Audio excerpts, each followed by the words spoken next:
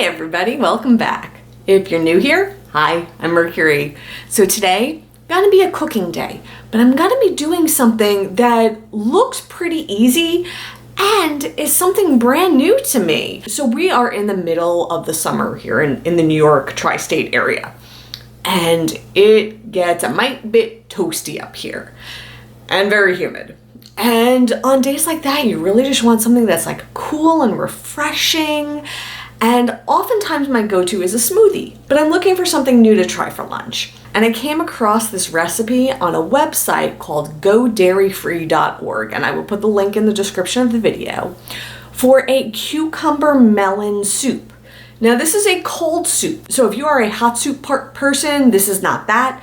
This is a cold summertime soup. So that is what I am gonna try out.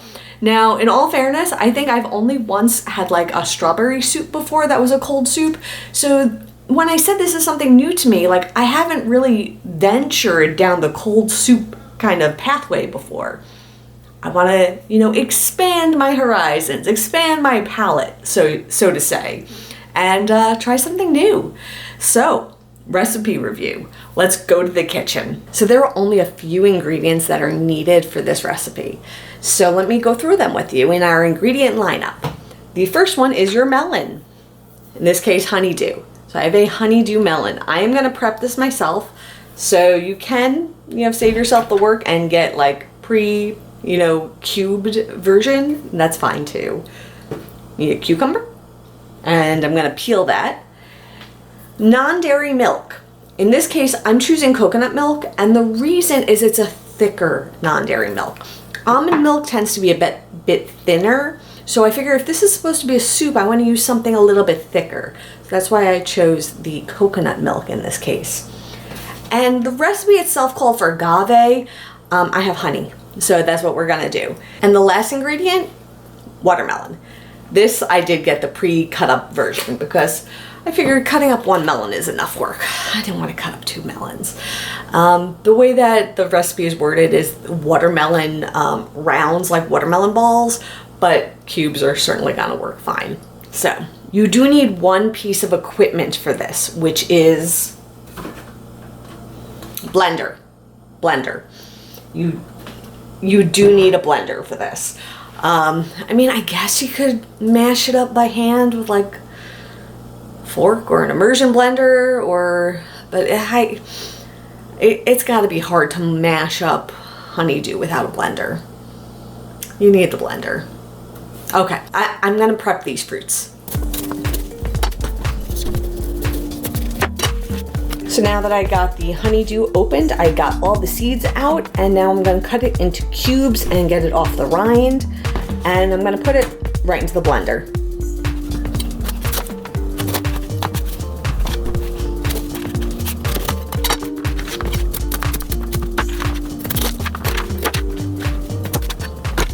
So I got the melon all chopped up and I put it in the blender, and I am way over the fill line. So that means I'm gonna do this in batches. So basically I'm gonna take some of the melon out of the blender, and that way I could like blend it up and then make more room, because it's like that old adage about like if you put the big pebbles in and then the medium pebbles in, then the small pebbles, then the sand, and then it all fits. But if I only have big pebbles, it ain't all gonna fit. So I just have to reaccommodate this to the blender. And if it's still the fill level is too high, I could always just do it like half of the melon and half of the cucumber, but there's too much right now. So let me get some batches going. I'm gonna prep the cucumber. It just needs to be peeled and cut into bits. And then I'm gonna do some batches.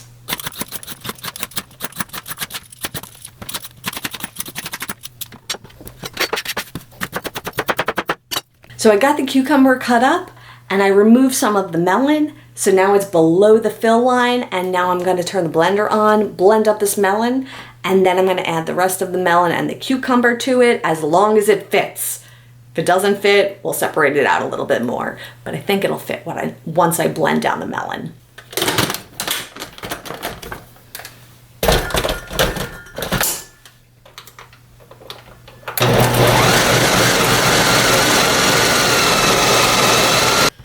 Okay, the melon has been reduced a bit, so I'm gonna add some cucumber now.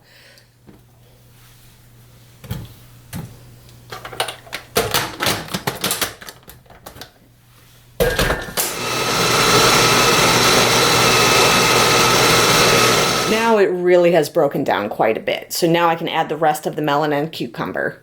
Next up is the coconut milk. Now I always give my coconut milk a shake.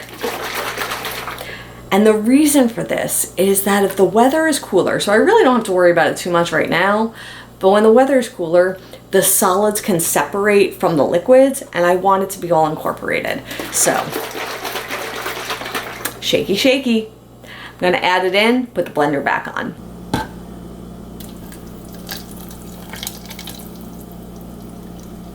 The last bit is to add in the honey. So it says to do it to taste. We'll do a little bit, we'll give it a little taste, we'll see if we need to adjust, we'll figure it out.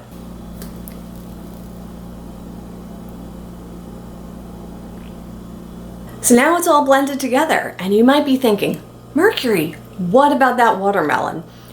The recipe actually calls for the watermelon not to be blended up, but to be used as like quote unquote watermelon dumplings. So the cubes of them will go right in. So what I'm gonna do, I have mason jars, so I'm gonna sort of like put batches into mason jars so they're portioned out for my lunch for the week. So the watermelon cubes will go right in. So I'm gonna portion it out and we'll give it a taste.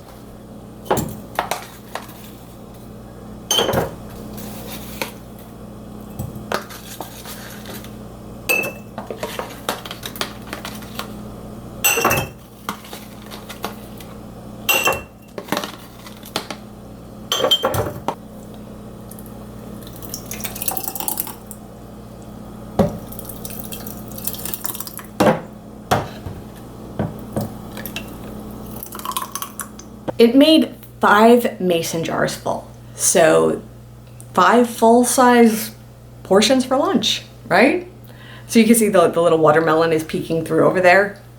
So I guess all that's left is we gotta give it a taste, right? Let's give it a try.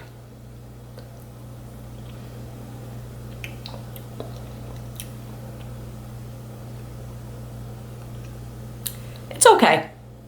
It's not my favorite thing. It's not bad, and if I were to try it again, I would try it with almond milk. The coconut flavor is really overpowering. You know, I thought it would help give it a more creamy, fuller, richer kind of a texture to it, more soup-like. The flavor of the coconut milk is not melding the way I want it to. So if I were to try this again, and I wouldn't give up on this. Like I said, it's not bad. It's okay. If I try it again, I would try it with almond milk. I would try it with a more flavor neutral type of a milk. But let me get a bite with the watermelon in it. So let me find a little watermelonage. Okay, so I got a little watermelon in there. So let's give it a taste with the watermelon, right?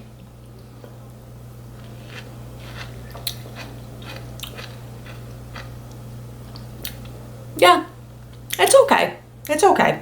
It's like, it's one of those things like I wouldn't go out of my way to do this, but if this was like an option of something to eat, I'd be okay. Like, I think it also gets a little shadowed by like the effort it takes to deconstruct a melon. So maybe if I got like pre-cut up melon, I might be more inclined, like it might bump it up the notch a little bit, but not bad. It was super easy to make, so high marks on easy to make. It's just the flavor profile is very average. It's very average. So let me just, one more taste just to be sure.